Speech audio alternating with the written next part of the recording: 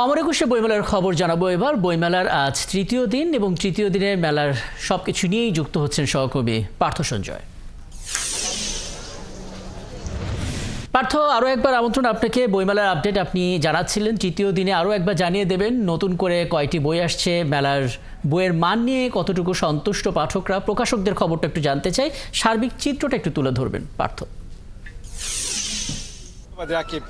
আজ মেলার তৃতীয় দিন এবং তৃতীয় দিন সকালটায় এই টিএসসি ঘিরে ঢাকা বিশ্ববিদ্যালয়ের কেন্দ্রিক আসলে সরস্বতী পূজা এবং সেই পূজাকে ঘিরে বিদ্যার্থীর একটা ভিড় আছে এবং দেবী দর্শন শেষে অনেক পাঠকই আসলে এসেছেন এই বইমেলায় এবং সেটি তরুণ শিক্ষার্থী এবং তারা বেশি তাদের সংখ্যায়।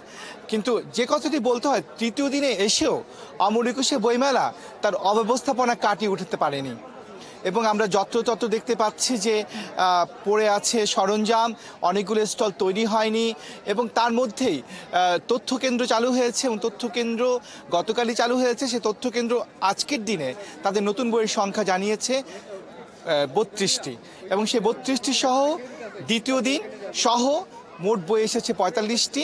প্রথম দিন কোনো বই জমা পড়েনি, কিন্তু স্টলে কিন্তু এই সংখ্যা, নতুন বইয়ের সংখ্যা আরও বেশি। আমাদের সঙ্গে একদল তরুণ শিক্ষার্থী আছেন, তারা এসেছেন বইমেলায়। একটা বন্ধুত্ব তাদেরকে আসলে একসাথ করেছে বইমেলা। আমি তাদের সঙ্গে যুক্ত হব। আপনারা ঠিক স্কুল বন্ধু আমাকে বলছিলেন এবং বইমেলায় ঘিরে একসাথ হয়েছে। হ্যাঁ, আমরা বইমেলাকে ঘিরেই, আমরা ঢাকাতে বিভিন্ন জায়গায় থাকি ফ্রেন্ডরা, বইমেলাকে নারায়ণগঞ্জেও থাকে। হ্যাঁ, কেউ কারণ বাজারে, কেউ পান্থপথের দিকে। আমরা বইমেলাকে ঘিরেই আসলে এক জায়গায় হয়েছি আজকে প্রথম দিনই আসা বইমেলা। কি বই কিনেছে? আমরা বর্তমানে দুইটা বই কিনেছি, একটা হচ্ছে বিভূতিভূষণ বন্দ্যোপাধ্যায়ের অরণ্যক আর একটা হচ্ছে হুমায়ুন আহমেদের দেয়াল। বই মেলার পরিবেশ কেমন দেখছে? মেলার পরিবেশ অনেক ভালো দেখতেছি এখন নতুন অবস্থায়। জি, আরো ফার্স্ট টাইম মেলায় আসা আমার, আর কি প্রথম মেলায় আসা, আমার ফার্স্ট টাইম মেলায় আসা, তুলনা করার সুযোগ নেই। জি। কিন্তু মেলার পরিবেশ কেমন দেখছেন আপনারা? মোটামুটি দেখা যাচ্ছে, কিন্তু পরবর্তীতে আশা করা যায় আরো ভালো হবে।